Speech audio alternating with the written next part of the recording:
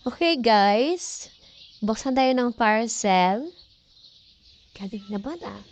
Tingnan natin kung okay ba siya.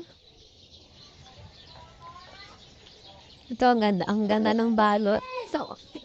Sealed na sealed talaga. Safe na safe.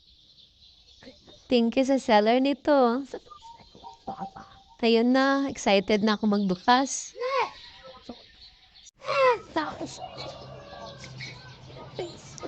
Ito na. Bakit na mapitsi? Two, Ate, bakit siya matakot? Ano ka matakot dito? Sige, ito. Saan? four, Oh, napapuntahan pamilya. Puntahan po. six, Napangalaki na ba? Oo, sige. Lang doon, quick phone at sapat. eight. Wow, 8 pesos. Ang ganda naman ang pagkabalot nito.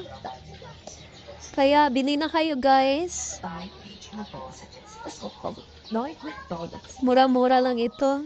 At meron pang pa-freebies. 3 aloe vera, facial mask. Nakakaganda rin ito sa mukha. And very effective talaga siya. Ito, nakakatanggal din to ng blackhead. Ngayon, ito, try natin sa ating mukha. Maglalagay lang po tayo ng tamang amount lang sa ating mukha. Pwede rin natin siyang wag gubusin lahat. Pwede half at the night and half at the other night na naman. Makakatipid na tayo. So, once sachet, magagamit na natin siya in 2 nights. So, lagay lang tayo and then massage lang natin ang mukha natin. Ayun.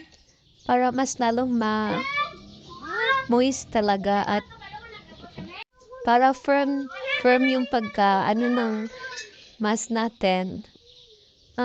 Hindi na po kailangan itong banlawan. Overnight na po ito hanggang umaga. So, very nice talaga ito. Tapos nakakalamig pa sa mukha.